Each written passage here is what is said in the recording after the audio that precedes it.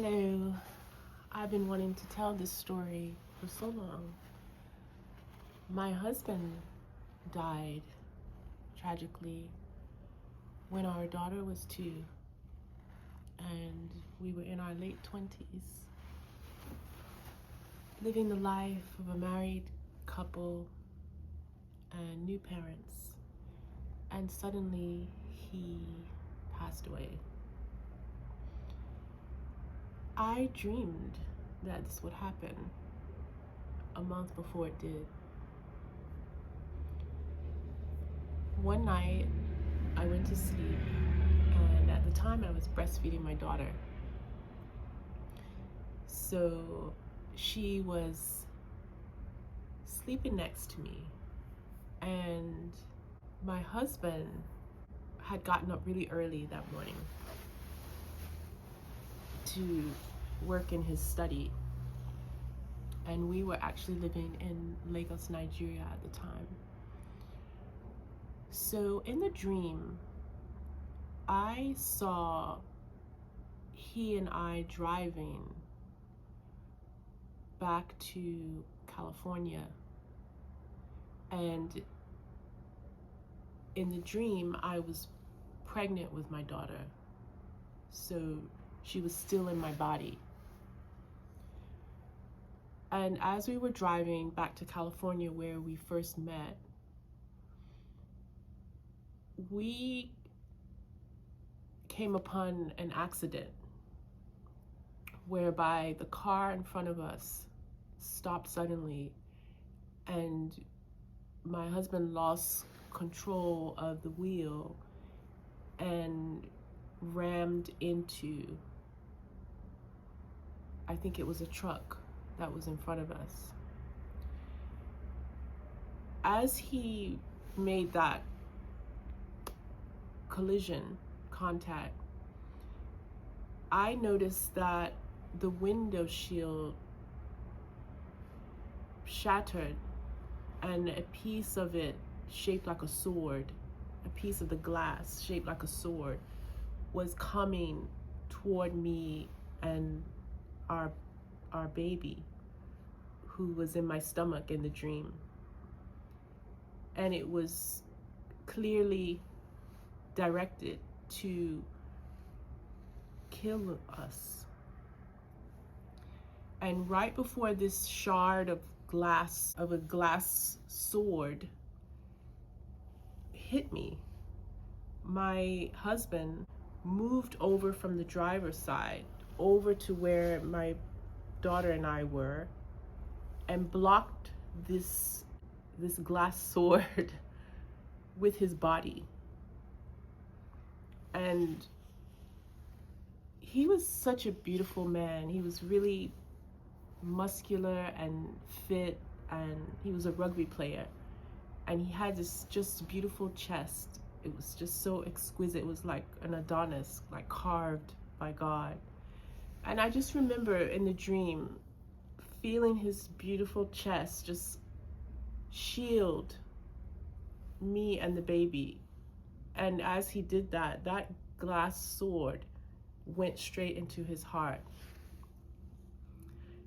And we knew that he was going to die unless he got emergency care immediately. So the dream then switched over to a new scene. Okay, so when my husband and I first met, when we were just dating, when we first fell in love, we went on a drive. So this dream paralleled that drive. We went on a drive, and I was actually driving in real life when we first met. And we were trying to get to this club in San Francisco, and I couldn't find it. I was nervous because I was feeling all the romantic feelings for him, and I was a bit shy. So I knew the way to the club, but I couldn't find it because I was in this kind of like nervous state. So I ended up on a dead-end street in San Francisco.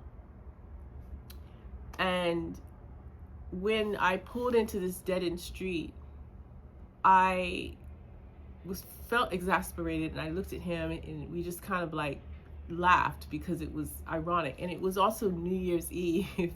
So we were trying to get to this club before New Year's Eve to celebrate the countdown, but we ended up in a dead-end street, just the two of us in a quiet lane in San Francisco. And that was like the moment where we looked at each other and we knew that we were in love.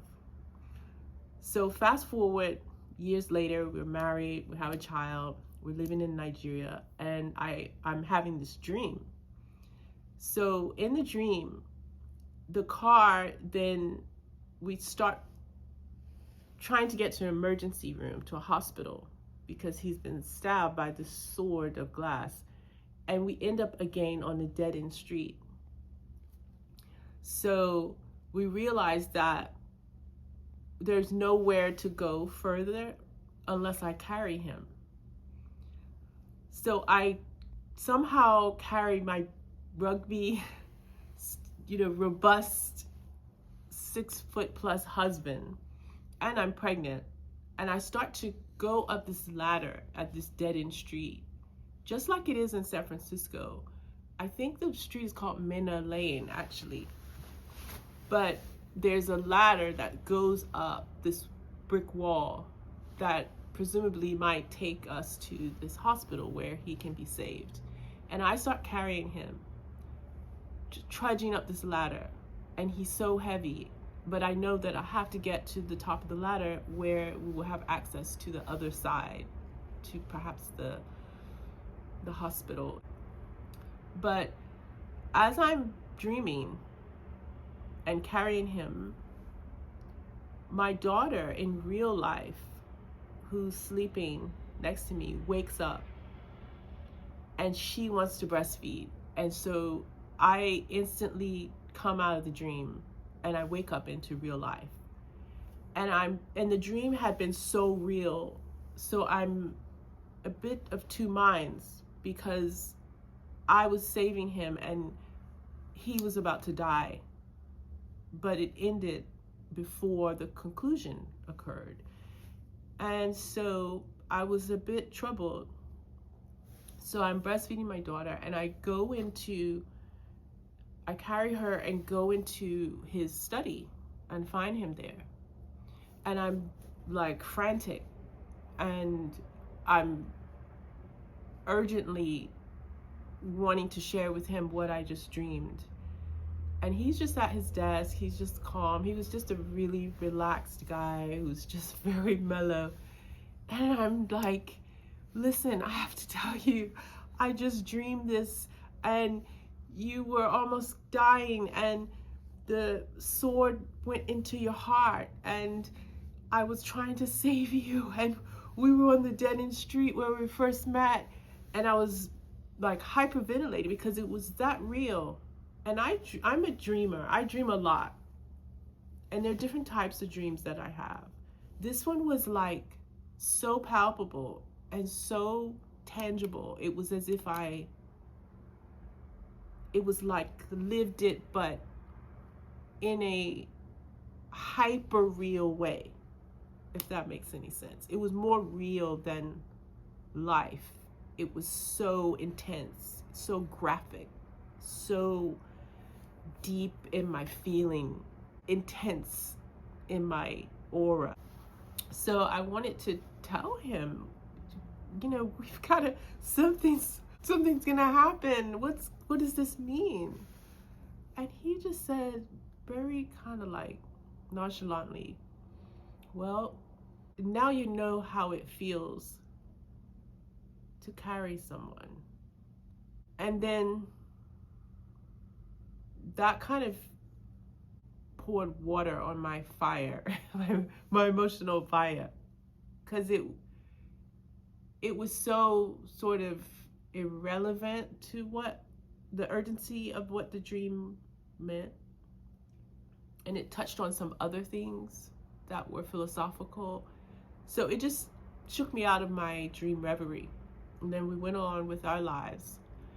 And then a month later, I had flown back to America for Christmas with my daughter, who was almost 2 years old.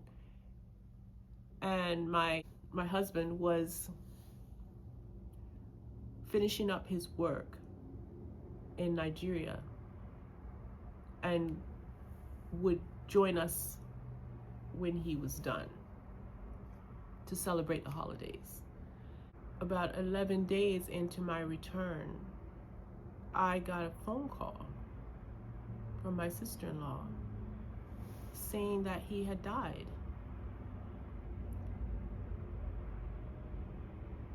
And it was really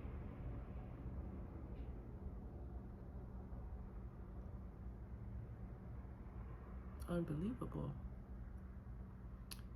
He was young and healthy, and we were just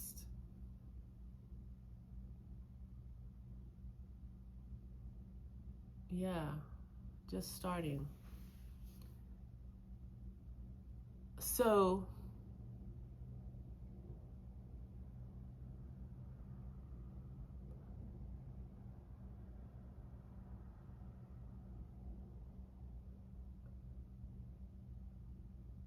I was told that he had a heart attack. And I've written a novel that touches on that story in a mythic, fictional way. But I just wanted to share that because it was so compelling and it shaped my life in so many ways. And perhaps I'll make another video on what happened after he died and I was a widow and a single mom. So thanks for joining me, and I will see you next time. Peace, y'all.